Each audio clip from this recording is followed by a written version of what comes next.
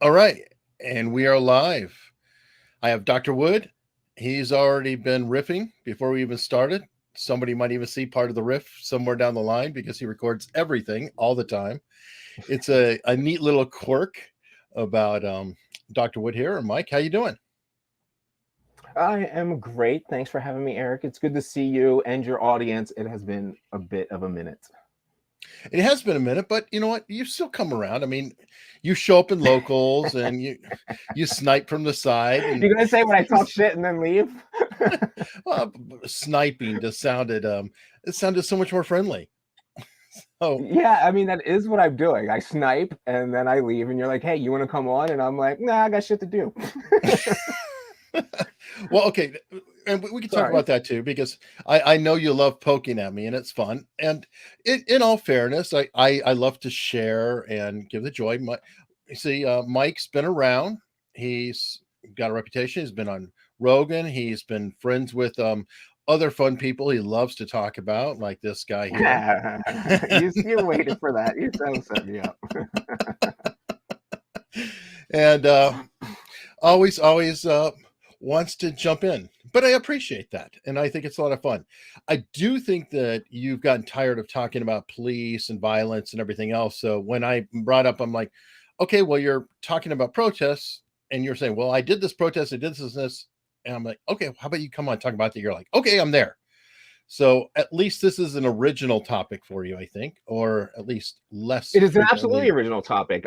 I I have been perplexed that people have not talked to me about my involvement in protesting. Well, and guess what? Now we are here, and this is actually cool because, well, I mean, we've had the whole summer of love. We have a lot of things going on, and now you can't speak to all protests. I'll hold you accountable for all protests, but you can't actually speak to all of them. But I thought that that would be a cool subject, the anatomy of a protest, because I know that you've been involved with a couple of them, including with our, dear friend Chank.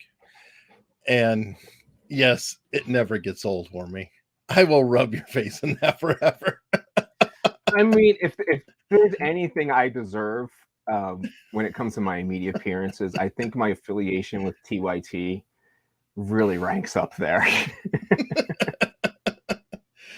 Oh God. When you're trying to help, you knock on all doors. Okay, Okay. I know. Anyway, I try. folks, he's not a big fan anymore. That's why I'm torturing him with this because it's fun.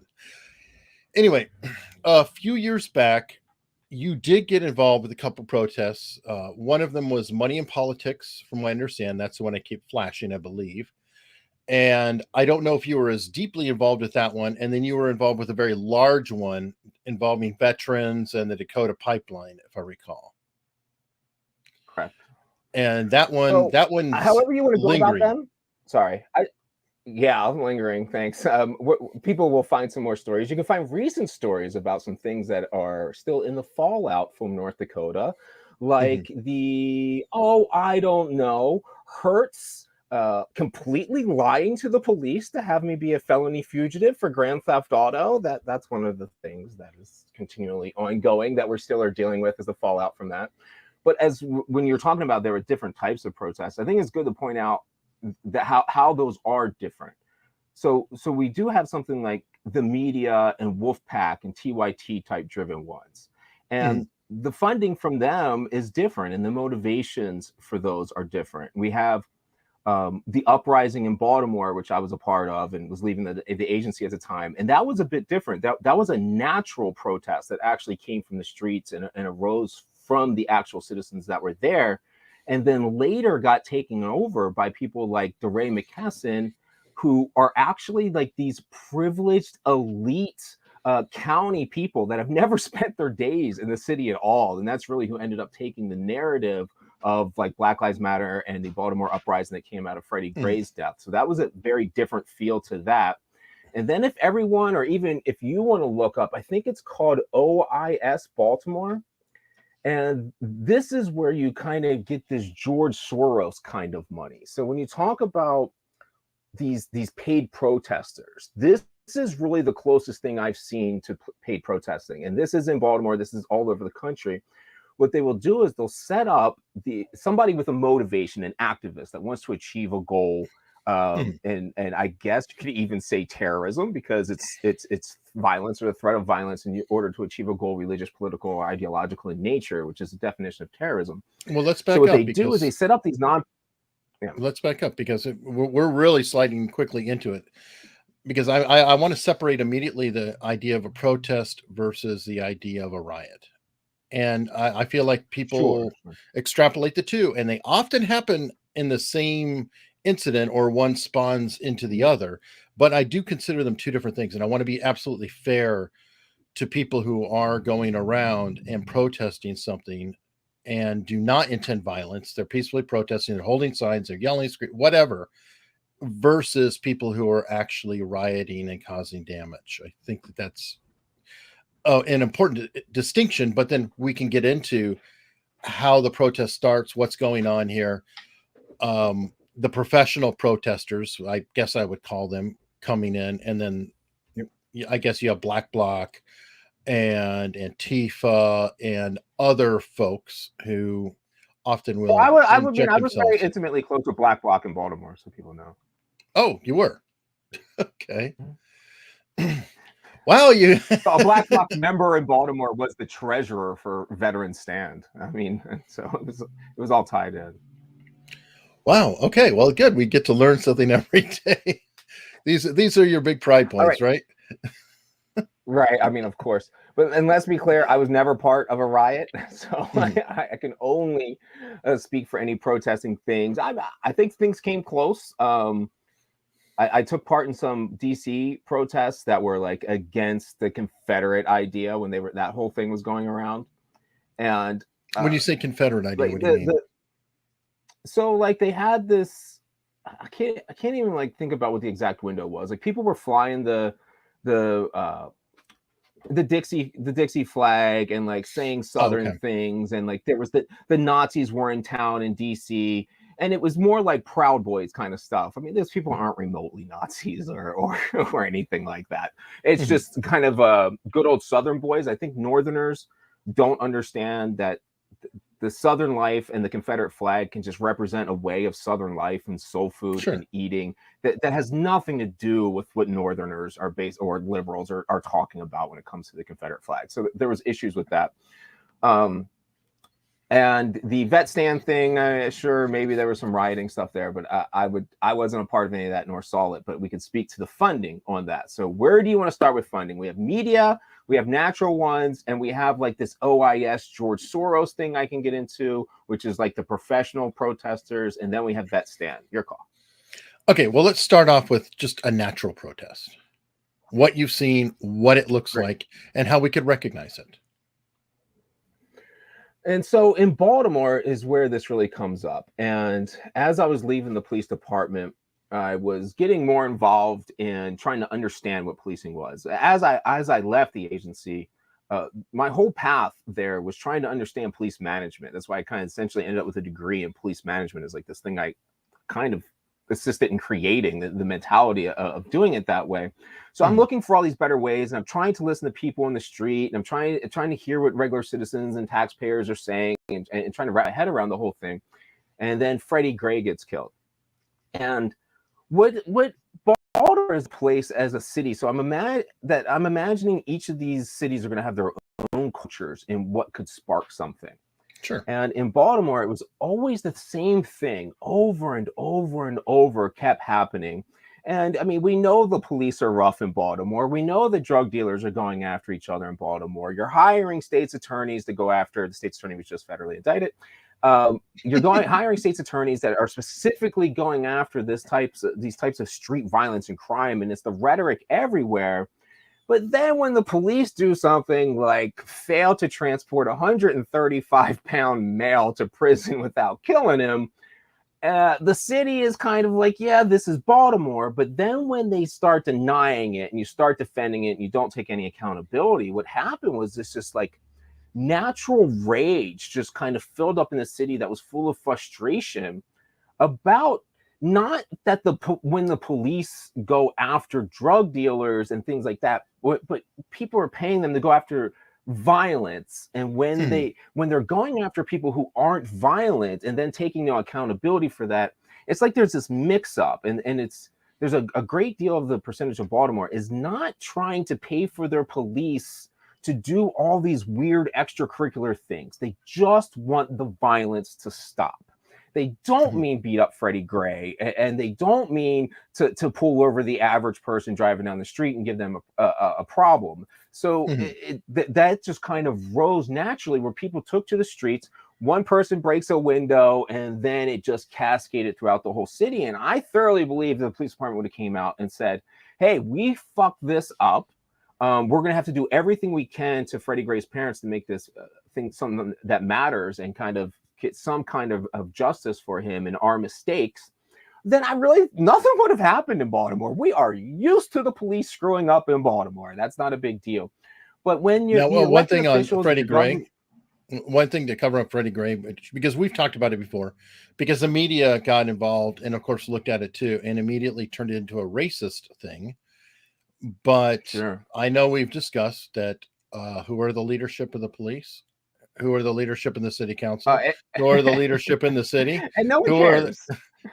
So it's really hard to call it a racist incident when pretty much the entire chain, all the way up, is black. Last time I checked. Yeah, and I understand that some people say that black people can be racist against black people, and I just think that's a whole lot of them. I think you lose your argument when you're over 70%. I'm just saying, I don't know. And yes, I don't think that had anything to do with race. I don't think Baltimore is a racist police department by any means. I think policing in itself has some echoes, and those things should be addressed, and actually largely have been in the last few years. If anyone's curious to look at them, I mean, I am baffled and shocked. Something I didn't think would be possible would be the change in the amount of killed unarmed people by the police in the United States has dropped. It was like 53 and it's down to like 7 per year. That's mind-blowing. I would have thought that like 7 was the floor, and that's where we are now. So great improvement in policing, especially when it comes to actual racial outcomes that people should be proud of and kind of realize it's over. Maybe that's why you don't hear much anymore. Okay, well, it's better when we know all the names. That's the way I look at it. It's like, good point. No, I mean, there's so few. There was a time there when it was like, bro, I can't keep up with this. Like, but yeah, I mean, obviously we're seeing that's kind of when you're reduced to George Floyd being your hero. I don't know how a natural protest is going to arise. Just for the record, I wasn't there, so I can't say that George Floyd was a natural protest, but Freddie Gray's rioting and frustration took place long before media ran with the story. So I would think that George Floyd was obviously way more media driven than Baltimore was. Baltimore was very natural and was a frustration that kind of got addressed. People gave it attention. So you really don't see anything happening anymore there. They'll wait till something else happens and then they'll speak up again. Okay, now I had interrupted your flow. So back to it. The people, just spontaneously rose up, or they were like, this is ridiculous. Hey, this is there. So how, again, how do we recognize it? Yeah, you know what? This is a natural protest.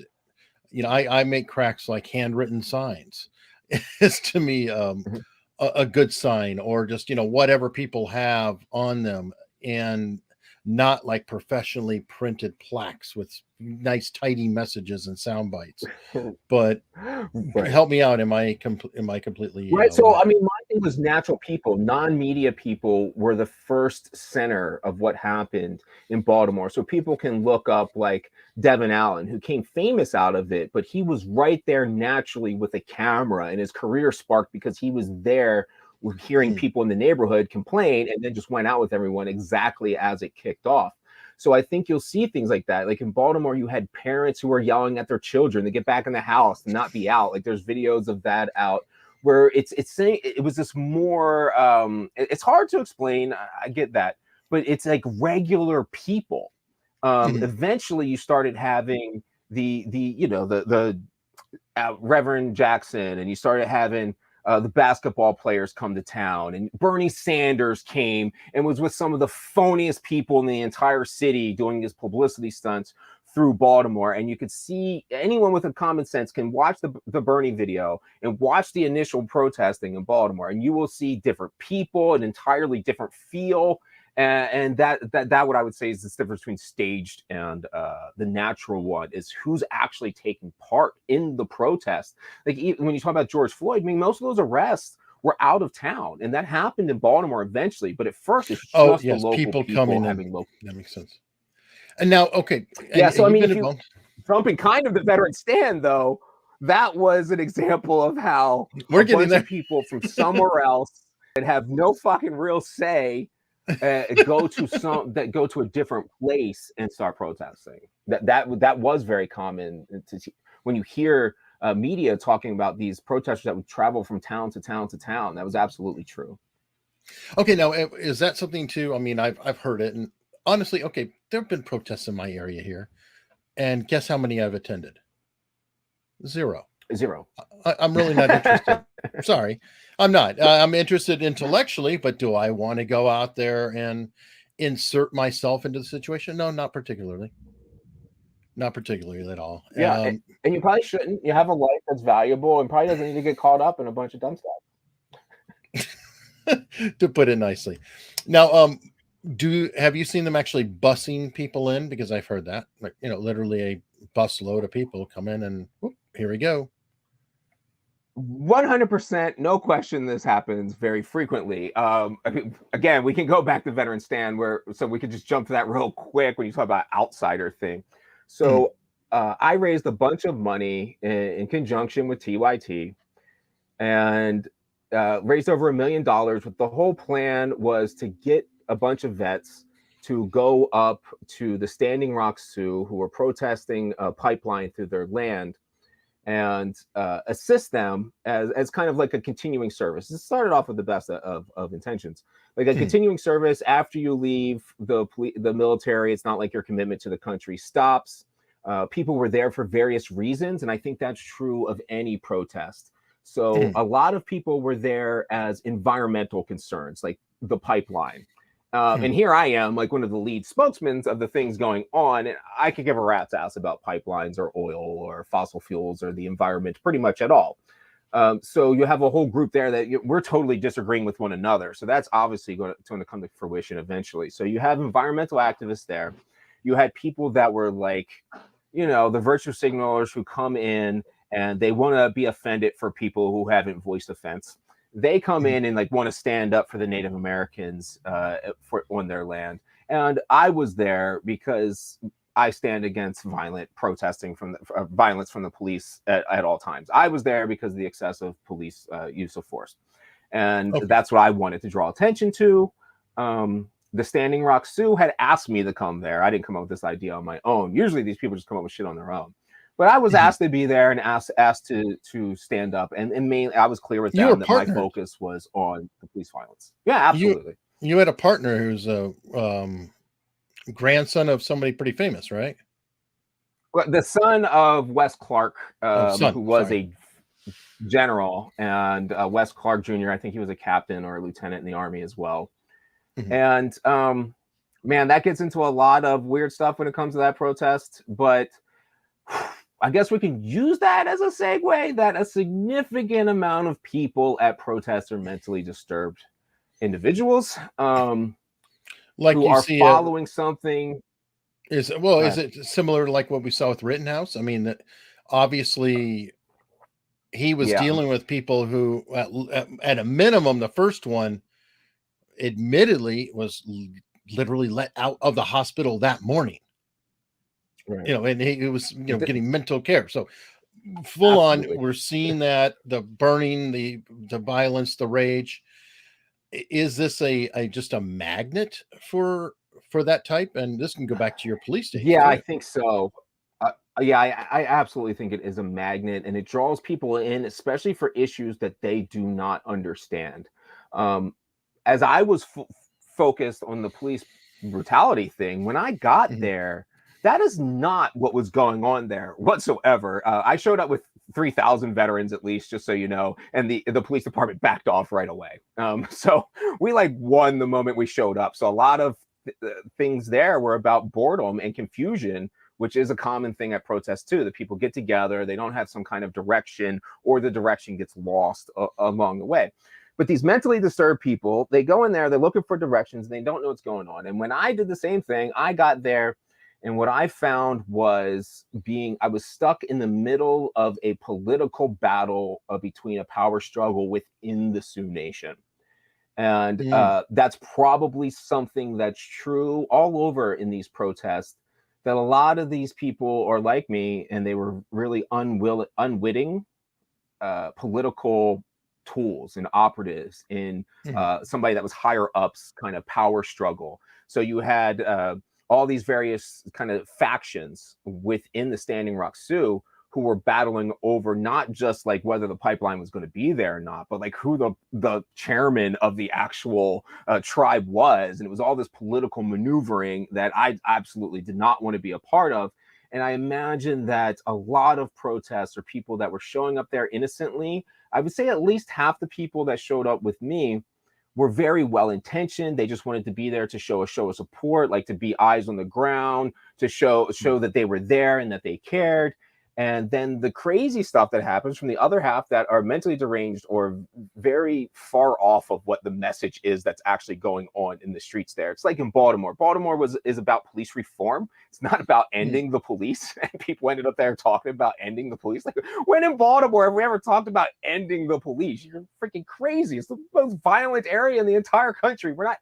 No one there is trying to get rid of the police. There's people from outside of the area trying to get rid of the police. So the messages change and things get convoluted, but you have different funding sources from those things too. So like the natural protest that we were at in Baltimore is something that was also like the, it wasn't Proud Boys. What was the, there was like a white nationalist kind of thing that went around for a minute, and they like protested once or twice in DC, and it faded away right away. And well, there's the Boogaloo on the record, Boys. going back to then, yeah, like whatever that is. Like it was just where the girl got killed in DC, well, that was and it was one like it was the same way, right? Okay, 90% that of was the people one were dude. fine. Yeah, that was not the right, but 90% of the people, yeah, whatever. The point is that a lot of people were there with good intentions, and then a small amount of them do something. And that kind of ruins the whole image. So I don't mean to paint them in a bad image. I'm just trying to reference that time frame. And what happened is it immediately dissipated. And my whole argument was, if there's anyone out there that's actually like white power Nazis in America, there's 42 people. They're all low income, and they're going to be out of money next week. Don't worry about it. You know, you get one protest. You missed one fact. You missed one fact of them. What's that? And 5 of them are feds. Yeah, and 5 are feds, right? And they set everybody else up who never actually wanted to be there to begin with, right? It seems to be that way lately. I'm not kidding. It seems to be that way. No, sure. And I was going to ask you that. I think they're all caught up. You get caught up in the politics. Like, I don't think they know. Like, you unwilling participant in these bigger issues because you go in there being well-intentioned. So anyway, they run out of money quickly. And the same thing happened in Baltimore. The natural protest ran out of funds quickly because this is the lower echelons of society. So then what you start getting is essentially a professional protester. And how was I not a professional protester? I mean, sure, I didn't get paid, but that was just something I decided to do. Society and the nation at large offered me like $1.2 million to go get a bunch of other people and give them resources to get them taking up to the Standing Rock Sioux to get to do the protesting. And it's not like they can necessarily do it to, like, you can't pay somebody and be like, hey, you're signing up onto our agency and you're going to be the professional protester that runs District 2, Section A. Obviously, they can't say anything like that. So something like me, I got funded through GoFundMe. So TYT and Wes Clark Jr. started, they had the idea. They asked for me to come in and help. I came in and help, and then we get on TV and we start trying to raise money with the GoFundMe. And that's the sole source of our income, our funding was from the GoFundMe. But within that GoFundMe, you have like the nurses union gave us like 40 grand.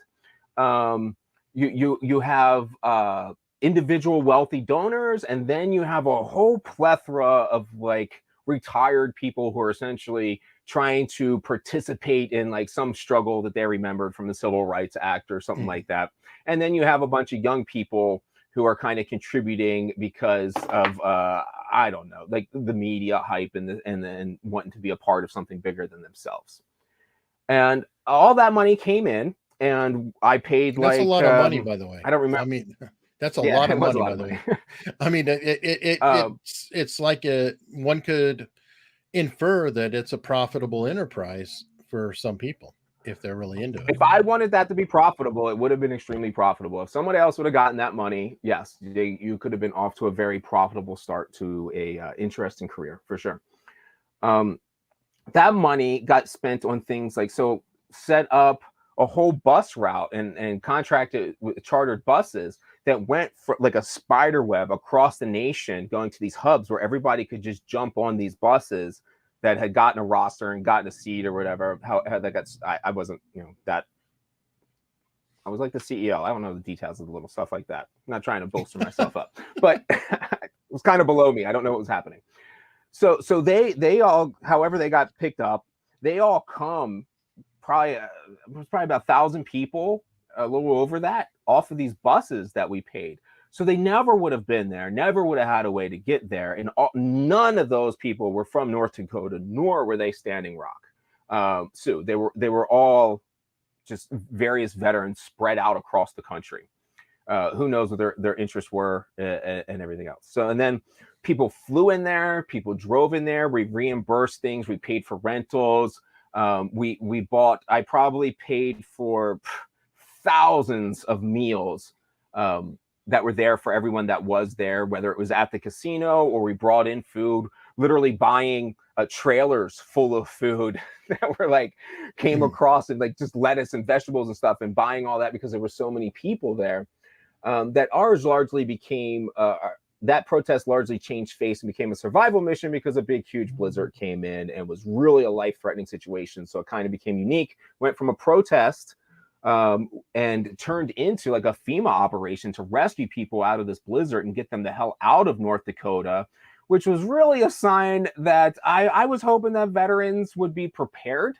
And I guess that's more of a sign of what other people were doing. People are going to these protests and they are not prepared for what they're about to see. They just think they're showing up to like the carnival and a party. And a lot of times that is not what you are showing up to. If you're talking about, not talking about, what was the women's march thing? That was so bananas. The pussy hat things. What was that? That was so crazy. So I went to that too in DC, by the way. That was the first time I really got turned that was the first time I really got turned off to the whole thing, because the women there were shunning the conservative women that showed up were being shunned and pushed out of this women's event. And I was like, this is if this isn't the ultimate signal that I need to get the hell away from these people, I don't know what possibly is. You're making, ladies at a women's march who want to like keep their kids, and you're telling them they're evil people and to get out of there.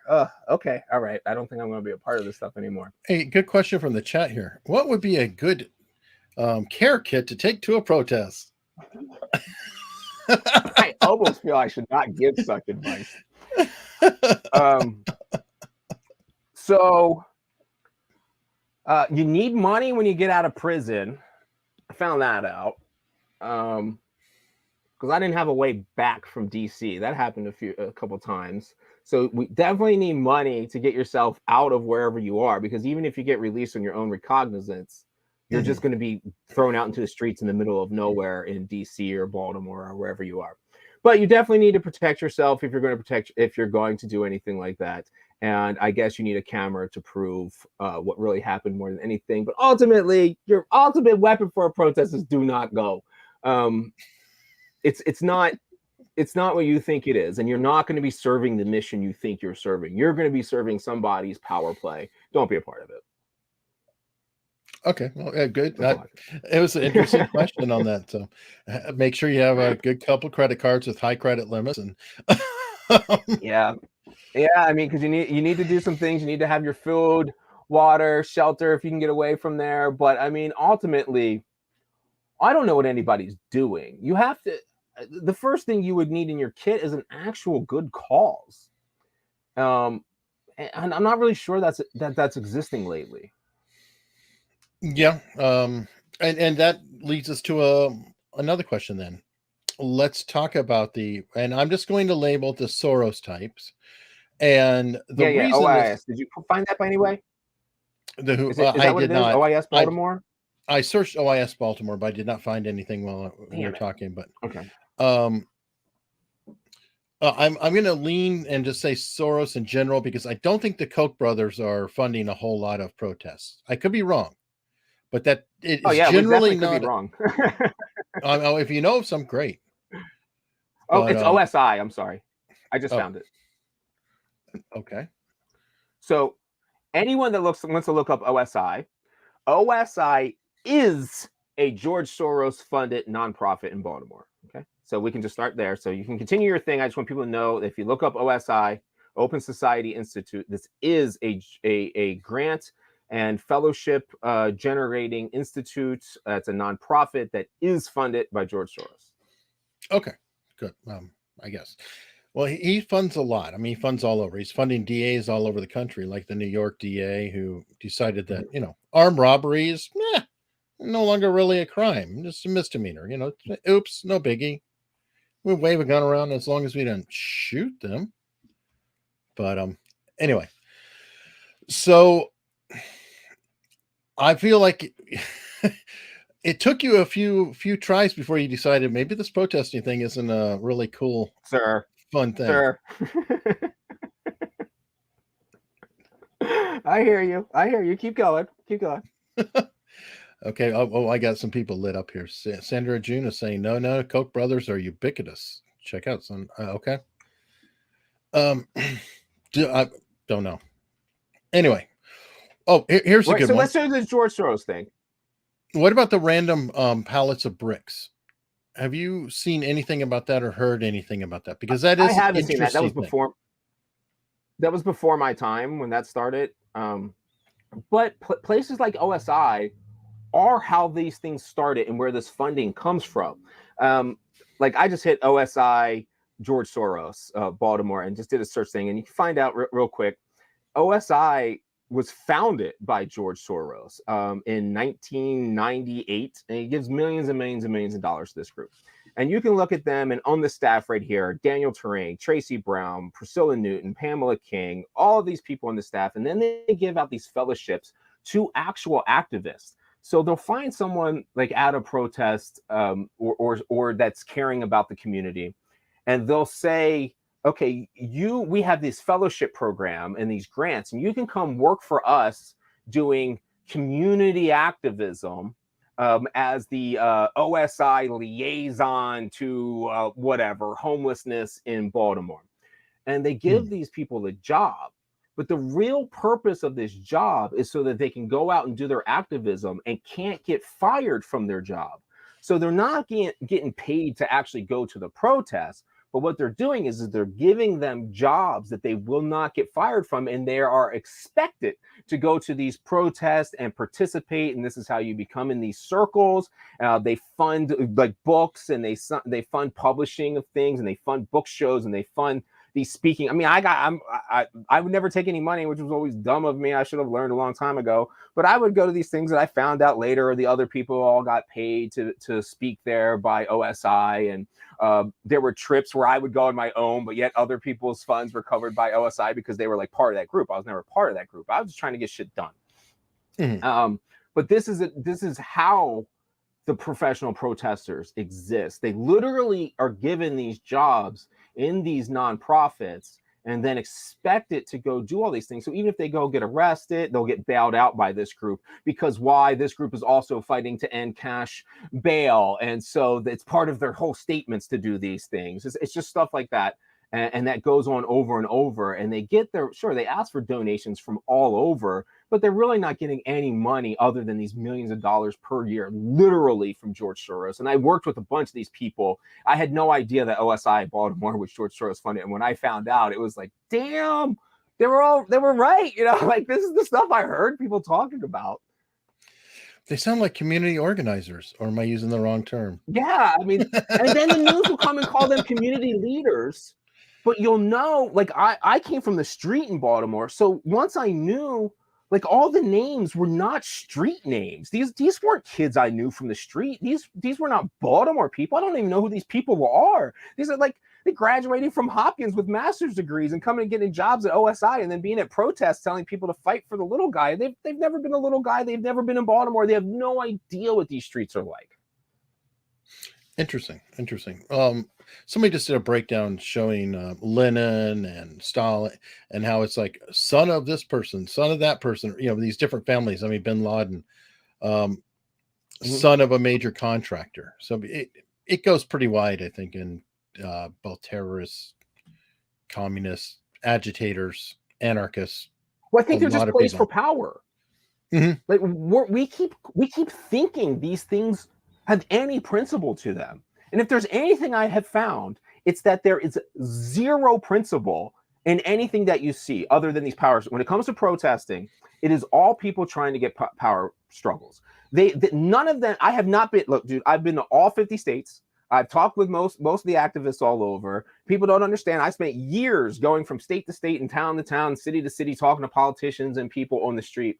And everywhere you go is the same exact shit. It's people playing for power, and no one wants to end the police department. They all want to be in control of the police department, and they want the power to punish their enemies. Everywhere I have been around these so-called liberals, none of them have supported my ideas that justice means you don't kill Freddie Gray again. It has nothing to do with punishing cops. All they want to do is get revenge and use the system to punish the people they think are their enemies.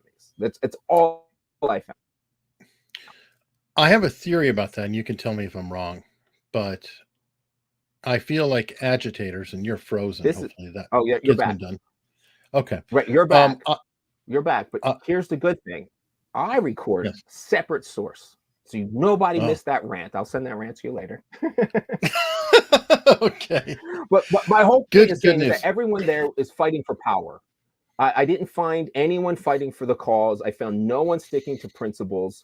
And that's why I ended up being like kind of aggressive, because I found myself to be a litmus test. Most of the protesters I know who were so-called fighting for police reform, politicians, Bernie Sanders, Jill Stein, I talked to these people. They all were pretending that they wanted something that they didn't actually fight for at all. They just went and wanted to get the power and wanted everyone around them. Nobody wanted to change justice. Nobody wanted to make it so that we were fighting lead poisoning and fighting the actual causes of crime. None of that took place anywhere I went. Okay, well, like I said, I have a theory about, I'll just say agitators. So I'll just say, anybody who is, quote, part of a cause. I personally feel they do not want the cause to be solved or the purpose goes away. Yeah. I mean, you're disincentivized. So I made a big statement out of that all the time to them. They would be like, well, what do we got to do next year? We have this event planned. And I'm like, the whole point of an activist is to end your purpose.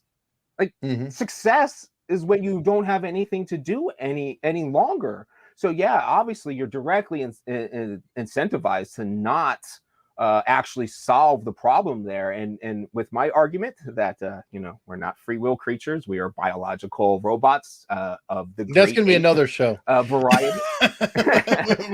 We'll hammer that one out someday. We can't help but follow those incentives and disincentives in the subconscious. So even if the people truly care about the issues, I think it's extremely rare for someone to be able to put the issue above their own like association to the issue, that it becomes who they are. I am the police brutality activist. Well, I mean, you should want to end that as quick as possible. But when it becomes your identity, man, I don't know. People integrate a lot of things into their identity, and it's almost impossible to break them. And this is why cops die. Like have you ever seen the rates of police death after they get out of their career? And it's like they were a cop, their badge. It's like their soul was ripped from them because they're no longer a cop, they're no longer a Marine. And I think that's a lot true inevitably, as you're saying, with activists and stuff as well. So that's why I started being a dick. I'm a litmus test. If you're worried more about my attitude and the shit that I say than you are about this cause, you don't fucking care about the cause. I'm not sold whatsoever. You know, I personally think does that make sense? I mean, yeah, no, I think that everyone's aspiration with any activist is to become the Maytag repairman. Yeah, I agree. I'm literally waiting. And Phone's not ringing. Let's take a nap. yeah, I don't know seems why to I be was the goal. different. I guess I just wanted professional policing, and I didn't think that was a crazy thing to ask for, and I didn't think that the streets acting for professional policing was a crazy thing to ask for. But then I realized the streets didn't want professional policing. Cops don't want professional policing. Politicians don't want professional policing. The average voter doesn't want professional policing. So who the fuck am I talking to? Cenk Uygur. Oh, sir. So, okay. You got...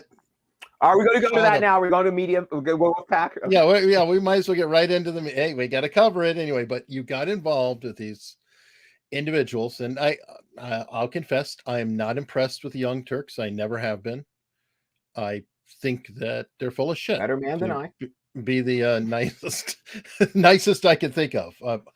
Anna Kasparian very recently just proved it out. What is it? A year and months later, she said, "Oh, I guess Kyle Rittenhouse didn't cross the state line, and he didn't shoot." Hey, if anyone wants to hear a crazy conversation regarding that, you got to listen to my video and interview with Daryl Davis. Mind-blowing conversation. Wow, that's going to break my heart though, because Daryl's always been kind of a hero of mine. So I think Daryl's done great I ended work. That hero shit quick for anybody that wants to watch it. I ended that hero thing fast. Boy, did his principles get exposed. I mean, it's the same thing. Not really concerned about the issue, more concerned about his status in the issue. You know, I don't know. Hopefully it's a blind spot. I mean, he did get a lot of KKK and stuff off the street. So I mean, it's hard to... I don't know. I try to be... He won't talk to me again, though. Like, he's ignoring me now. That he promised he would come back on, just like Joe Rogan promised to have a gun debate, if anybody remembers that. He promised to have me back on after the Rittenhouse case was over, and now he's totally ghosting me. He just didn't get the message. He lost. Okay, so yeah, I guess. Young Turks and Cenk Uygur. I guess it's Cenk Uygur. Is that correct? Uygur. Cenk Uygur. Okay. How in the hell did you get mixed up in that? And what happened with that and the protesting? And was it because of protests, or was it just in general? Like, you're going to be a media star on the Young Turks? What's the trajectory? Man, my story with the Young Turks goes very deep and confusing and problematic. That is for sure. Cenk, Anna, and everybody involved in TYT, I don't think they are capable of speaking in honest words out of their mouth ever. Some of the worst people I ever met. If they lived in Portland, I would say it for sure. So, worst city in the entire country, just so anybody wants to know. I've been to them all. So what happened there is I was in LA for one of the Joe Rogans. I don't know, it was the first or second. And I had been a fan of TYT, and if people can remember, there was a time in like the 2000 or late 2000, like maybe what was that? Maybe 2013, 2014, where they were kind of rebellious, kind of dumb, and it was more fun-centered, not like a goal-achieving thing. So I just listened to it for entertainment, and I was a fan. I will not deny it. And so I messaged one of them and said, "Hey, I'm in town for Rogan. I'll come over and do a show with you guys too." Because I was doing shows with anybody. I didn't care. I was more concerned with getting the message out about policing and some of the problems. Well, that hasn't changed. You're here with me. Well, I'm actually much more discerning now, which maybe might not sense to some people talking to you, but there are definitely a lot of people I will not talk to or converse with any longer. I've told you this a million times. If I'm still talking to you, it means I care and I like you. And I respect you and I think what you're doing. so I go there and I meet with them, and like more, I developed some friendships more with not the main cast, but like the people that work there. Mhm. And The Jimmy Dores. I would go on all the time. Yeah, Jimmy Dores and stuff. Who also turned out to be a big fat liar. So I would go to these things and I would do all these events and I would just talk about policing where I could and co-host the show and things like that. And I didn't mind that. And I don't know if I know Wolfpack per se enough. The people involved in it, I'm not interested in. But the whole concept, I still believe in. Public funding of elections, I think, is a very critical thing for us to address. And that is how I got involved in, especially with Wolfpack. That's even how I actually knew Wolfpack before I knew TYT, because I was more interested in getting money out of politics, as the colloquialism goes. But as with every other door I have opened, and I preach it constantly, what I found behind it isn't really what I expected. And there are a lot of challenges to getting money out of politics. Like the only real way to do it is do a constitutional convention.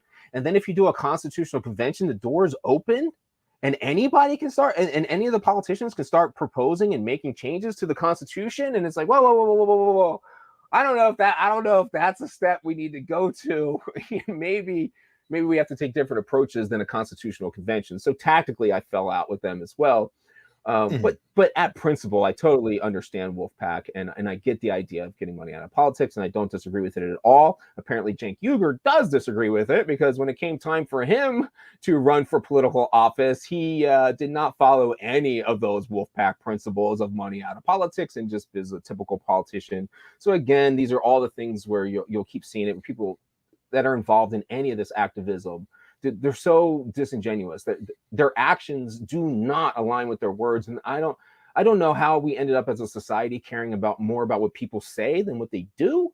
And if we focus on a lot of what people are doing involved in activism, these are a bunch of people we would not want to be following or conversing with. Yeah, that makes sense. I actually had a point, but so Wolfpack funding. If you think about Wolfpack funding, that's coming from the same thing. So they funded those things. What is it, first off? So they're 501c4. They should be. I'm not exactly sure, but generally, so the nonprofit game, whole nother topic, complete scam and sham of everywhere going around.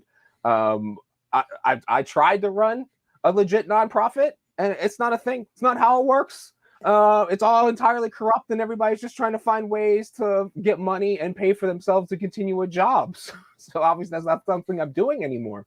But whenever you see these 501c3s and C4 just means that you are allowed to go lobby and encourage politicians to do things. So there's kind of different requirements, and a 501c3 can be a tax write-off. So what these companies do, like a Wolfpack, is they'll raise all their money under the 501c3, so it's tax deductible, and then the 501c3 donates all their money to the 501c4, and then the 501c4 can fund political things like literally the protesting and buying. So the Wolfpack's going to do the same thing. They're going to buy airtime, which they're supposed to pay for TYT, but they won't.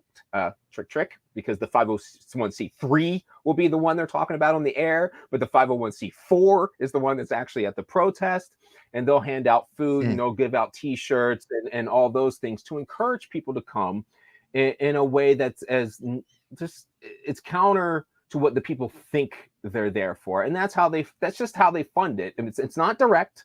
And I just want people to understand it's not direct funding, but I mean, it's essentially direct funding. I mean, yes, it's that George Soros doesn't pay the guy to go protest, but he pays the guy to do his tax books. And then when he does his tax books and goes out and protests, then he will never fire him from the tax books. Well, okay, as an analogy, you can tell me how far off I am. It's sort of like police don't have quotas, but they have performance standards. There are certain expectations. Would that be a similar thing that Soros is sort of like the command for police? And, if they're not doing tickets, there might be a problem. If they're not doing protests, never going to say. This happened with my officers. So I would never say to my officer, and I'm pretty sure it's illegal to say to my officer, hey, man, 10 arrests this month. I think we're looking for 15. That's not what happens. What happens is I say, so 10 arrests this month. That puts you at about second in the squad. So I don't know. It's a good squad to be in. I take care of people. I give you guys days off. To be in the bottom of the squad, I'm not really interested in keeping around people who are at the bottom. And then that's how they get 15 arrests. And I go, oh, great job, 15 arrests. And then the viciousness of it all is that if by time everyone else gets 15 arrests, I'm like, look at you at the bottom third again. That's how it works. So it's not a bad analogy then with Soros and I don't think so. riots. But I don't know the difference between an analogy and a metaphor. So you might be talking to the wrong person. Either way. Well, I'm talking to a PhD, man. You're smarter than me. No, I'm more educated. Okay, fair enough. Yeah, different. Okay. Different thing entirely. So this is a good question. What's the unwanted duty in Baltimore PD? Generally foot patrol. Foot patrol is the big punishment you use for anybody. So, for instance, that's another good way that we would use these type of incentives to get quotas that weren't quotas is to okay, so the bottom, we need 2 people on foot patrol. So obviously the bottom 2 performers, since you guys don't want to do any real work, well, then you guys go walk foot. Oh, whatever works. It's January? I mean, you shouldn't be a cop, man. I don't know what to tell you. It's January. You're going to have to go walk foot. I'll check on you. That's the way it is. Your sympathy is fantastic. It cracks me up. Traffic's terrible. I mean, I will never, if anyone from the Baltimore Police Department heard me on an interview, they would, or you ask them questions, they would never tell you that I was like the nicest cop. That was certainly not the case. I wasn't nice with my people. I demanded perfection out of them, and I demanded quality. And I demanded numbers, and we better lead to the squad, and we better be the freaking stars. For better or worse, all you motherfuckers will be walking foot. Okay, so that same mentality, because I mean, you've got that Marine edge, that all of that in there. You kind of took that with you to the Young Turks, and I think you might have had expectations on what they were doing, and they didn't exactly meet them. Would that be fair? They did not meet them whatsoever. So what Jank wanted to do, if anyone still watches them now, like they have Wolfpack, and they had like journalists that they were doing for a while and things like that. So Jank's whole thing is he wanted, yeah, totally. He wanted a multiple divisions of TYT that he was kind of like the head of. He wanted the on the ground action, which he wanted me to lead. Then he wanted the newsroom, and then he wanted like the political action stuff, which was like the Justice Democrats and the like Wolfpack and stuff like that. So he called it. There was something else. I forget what the other 4th thing was, and that was he called it the 4 apocalypse, the 4 horsemen of the apocalypse, or some shit like that, right? Good term. And, I can agree with that. Yeah, probably was a good term. And so what it really ended up being was all just about trying to being those tools that would help get Jank elected to office or something like that. It wasn't about the actual causes. So I just got irritated and stopped dealing with them. But I can't say, to a certain extent, and it's not defense of them, I don't think they're really different than much other media. What media used me for was these snippets to say to have the narrative be what they wanted to, and what was going on with their commentators or their hosts or whatever their funders' missions were. They weren't about the actual focus. And that is true from Joe Rogan to CNN to TYT to anything else I was on. They wanted me on to say the things that they wanted me to say. And whenever I didn't do that, there was no interest in the message or what I was talking about. So none of them were actually interested in anything that they're talking about. They're not going to address these things, and they're not going to have any hosts on in media like Joe Rogan or Tim Pool or something like that are never going to have somebody on that will say certain things. And that was the big mistake that media made for me. They realized it, and they made sure they shut my ass out after that. But the big mistake in media, and I've been bitching to you about it, that once you get far enough, you'll see that everything is about the next number, the next stat, the how high the news story is. And then if like you're keeping up on the news stories, you can't actually know anything. It's like the 8 hours of research that you would have needed to spend to understand things. You need to do that every day. Like when people talk about police reform solutions and they're politicians or they're like somebody that's a citizen on the street, like my mind just is like wants to just shrivel up and die. And I'm like, it took me decades of experience and education and like dedicating my life to understanding what was happening in policing. And you just fucking throw out a fucking idea that was tried 50 years ago and failed dramatically. And that's what it is if that's their mission and that's their belief and that's what makes them feel good, then they'll just all push towards the emotionally driven thing versus the actual activism that's there. So is there activism? I really don't think there is activism, to be honest. You got a fan in the chat. I don't know. Yes, Bookworm Bandit. Where is the money from Standing Rock? So I did a whole podcast on this. Oh, good. We can that's an old one. It's super old. You have to dig back in there to find it. Everything is very public. So all the liberals that want to know, and it's really funny because we had a Snopes reporter, Bethania Palmer, embedded with me every single day, knowing everything I was doing. Hold on. Quoting Snopes doesn't help you. Not in this I know corner it doesn't help me to you because that's a bullshit fact checker. I'm sorry, but if there was a story, if there was a story to tell about me, this story would have been told. So I had a 501c3, and once we went into the nonprofit, I became the CEO. The money went into the nonprofit, into the treasurer, and all that stuff was filed with the IRS. The vast majority of the money went to food and supplies. Again, not a single penny went to me. A few people had small salaries. Nobody got paid over more than like $4,000 to do books and stuff like that. And a team stayed back for cleanup, and a team went around the country for the next it was like 3 months, went on the Vans Warp Tour all across the country. So we paid for that, where the whole team went around and talking and spreading the messages that those people paid for to talk about the Standing Rock Sioux and no DAPL and police brutality and all that stuff all over the country, everywhere, until the money ran out because nobody tried to raise money again. It was a GoFundMe until it went out.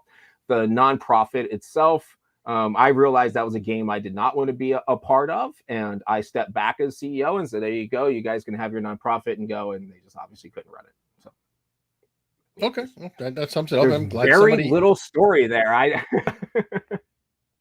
And people think, like we said this beginning, that $1.2 million is a lot of money, and when there's 2,000 and 3,000 people, it's not a lot of money. Could be tough. It went so fast that it's hard to believe. Yeah, but it goes very quickly. Okay, and you folks, but whoever that is, they are more than welcome, as anyone ever has been, to come and do a podcast with me, live or in person or whatever, and bring anything you have or any argument you have or any evidence you have of any wrongdoing I have ever done in my entire life. Not worried about it whatsoever. And that's true. Mike will have a very contentious podcast on this channel. It is quite fun. if you want a little entertainment, do it on yours. You can moderate. I don't care. I mean, I am an honest person that has tried to do my best and became frustrated, and now really doesn't give a shit. All right, so while we're on it, folks, and I hear from Mike on the side. I'll get little text saying, "I told you, blah blah blah blah," whatever. It's like, so I'm going to see when you fall next or whatever. So I think I have a modicum of integrity in Mike's eyes at the moment. Don't know though. Out of these different hosts that you've been on, were there any that have integrity? And one that comes to mind, I'll suggest, I could be wrong, Jesse Lee Peterson. Oh, does Jesse have integrity? I guess so. So I really did not like Jesse Lee Peterson when I first met him. And then I understood what he was doing. If you don't understand what he's doing, Mhm. he can really seem like an asshole. But once you realize that he's doing this thing and he's saying stuff just to elicit a response to actually spark the discussion, and there's not a discussion he's afraid of having, I got zero problems with him. I don't think he's trying to pursue anything because he's not an activist. So what's he trying to pursue? I think when people are just honest that they're just trying to entertain you and they just do a show every day, I don't have a problem with that. Where I have my problems is when they're telling you they're doing something and it's just a complete lie. Now, when Anna Kasparian tells you she does research, guys, listen. They print out an article from the internet and they hand it to Anna 2 minutes before she goes on air. And they just read it at the desk. And that's what the papers are on their desk. It's like CNN article that they printed out 10 minutes earlier. There's no research. And so when you see those types say, oh, look at all the I do my research. It's like, no, you don't. And how can I as an individual go and take my next interview when somebody says, what's Anna like? How can I be like, yo, all they do is lie? Like, how can I not say that? I mean, I don't know. And that's the thing is the whole media thing expects you to be that person. You're not supposed to talk bad about anybody else. You're supposed to be Joe Rogan who agrees with whoever's on his show at that moment. And maybe you give a little pushback once in a while, but the pushback's really just for show. It's not anything that's actually challenging. Like this guy to come say, oh, you stole all your money. Like, I'll take that question. Let's have that question. But those people in media will never take such a question or face an issue. They're not going to face any challenge, and they have a career. Why would they? It's like you'd almost be foolish to face any kind of challenge if you're most worried about your public image. But I'll say bigger name wise, I think is Dave Smith. I'm ashamed that he cowers now, but my dealings with him in the past were very honest. If anybody knows who he is, he's a libertarian comedian. Right. Very impressed by him. Very impressed by his knowledge. Okay, and your friend's still here. He's been at it for a while. Capella University. What? I don't know what he's implying. So I went to Capella. It's a private university, and I guess he doesn't think it's legit enough for him. So it's one of those people. Again, my PhD is public. If you want to see the work that I did and the science that I created, which was pretty profound in understanding the difference between communal ethics and individual ethics and how that pertains to police brutality and the solutions we could make to change our perspective in finding solutions to reducing police violence. I mean, if the idea that a Capella signature is on that disturbs you, again, I'm a litmus test. And folks, he does have a lot of books on this on Amazon. They're very long if you want to check them out. And I do encourage people to go to you can read. I mean, they're all educational, so like people aren't going to read them because they actually don't care to know the subject. No, they do say if you want to hide something, put it in a book. But right, put in a book that says nonfiction. Actually, most of my crowd reads nonfiction, so I think it's very, very. Yeah, I agree with that. I almost never read any fiction anymore. But for anyone that wants a fiction recommendation, the Thrawn series of books for Star Wars are amazing. I cannot believe these are Star Wars books. So good. Well, then it's good to hear something good as Star Wars. But okay, so let's see. That's a distraction from protesting. But if I'm going to launch a protest right now, I have just watched 2 entire seasons of The Mandalorian, which were outstanding Star Wars work. Okay? Yes, it only took what? Dave Filoni and how Jon many Favreau decades? were saving Star Wars. Well, they were.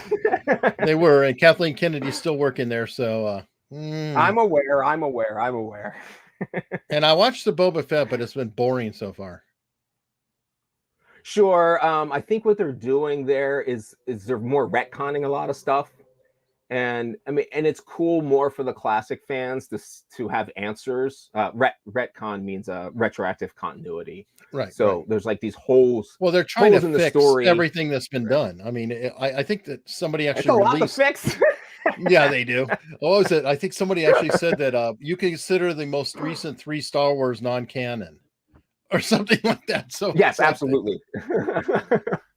But I know how they're going to work their way around that. If you read the Thrawn books and you watch Rebels, you can see how they're going to work their way around that.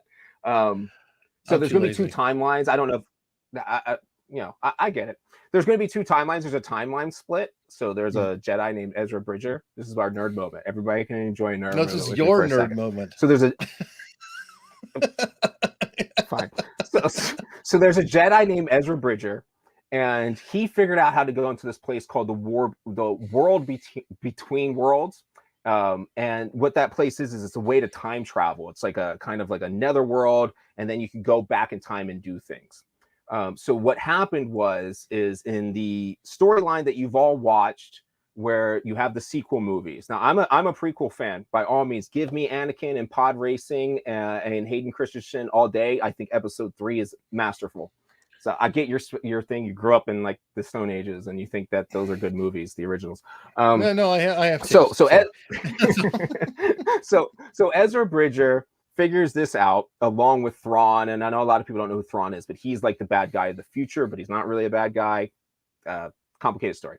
But anyway, Ezra goes back in time and saves Ahsoka. So the people who know Ahsoka now, Ahsoka was Anakin Skywalker's trainee, Padawan, and she ends up in a fight with Vader when he's Vader, and Vader kills her. But Ezra goes back in time right before he kills her, pulls her into the world between worlds.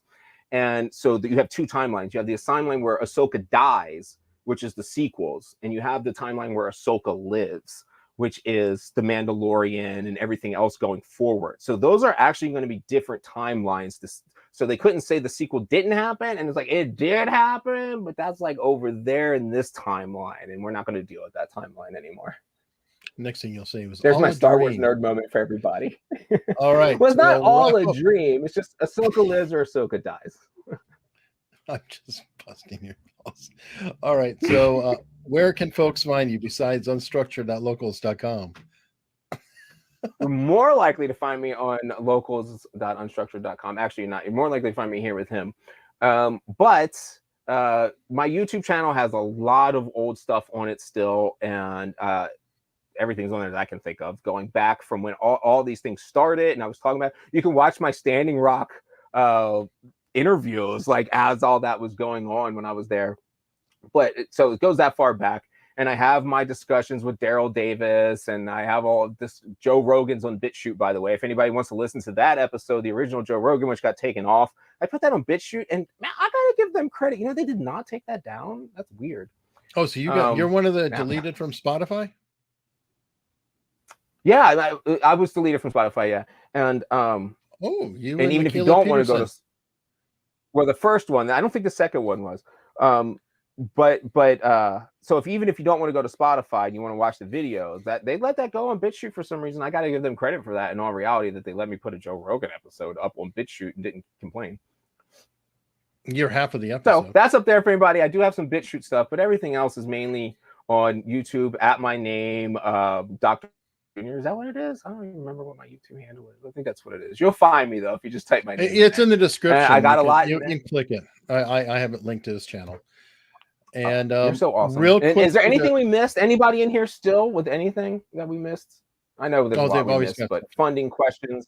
I just don't know. Like, I don't know what people don't know, so I just try to be a source of information and answer the questions. But you know, a lot of shit seems like everybody knows. I thought everybody knew it. And well, Bookworm Bandit, I know, really is not president of your family. Oh wait, so I'm in private chat. I didn't go to comments. Damn it! What am I doing now? For anybody that wants to know, Ziggy, I mostly do wedding videos and videography, and I try to mind my own business. Dealing with the lawsuit from Hertz for trying to prosecute me for years and make me be a felony fugitive.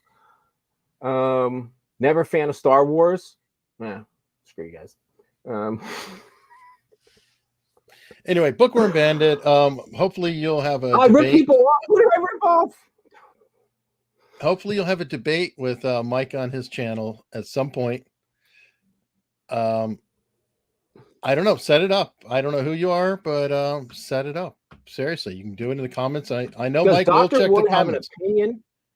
Yeah, I will. Does Dr. Wood have an opinion on the Capitol Police getting $3 billion funding in Army surveillance blimps. Yes, terrible idea. At all points in time, the most American thing you can do is not cooperate with the police. Essentially, figure the police are the redcoats. The most American thing you can do is say no. I used to freak out about this. I was like this 21-year-old, 23-year-old kid, and grown adults with families would call me to their home to discuss a personal issue they had and leave the decision to me. And I'm like, you let the police, into the government, the state, into your house to tell you what to do? Could you be less American? Really? I mean, no, we do not cooperate with the police as Americans. What are any of you ever talking about? It's an unnecessary evil. All right. Well, see, this is what I'm talking about Bookworm Bandit. So what happened to that 8 million? 8 million, hundreds of vets, 8 million. Yeah, this is like, it all just breaks apart. I don't know what to do. I did have a magical blue uniform. That uniform was awesome. Okay. On that happy note, because this can go on for a while. Bookworm Bandit, seriously, reach out, debate, put something in the comments, whatever. But I don't think it's going to happen here at this point. And I just want it in person. In person. Come on, Bookworm Bandit. In person. You can see her right next to me. Oh, that'll be fun. All the way in Arizona. You have a good old time. I'll come to you. Well, Mike, thank you so much. And until next time. Thanks, Eric.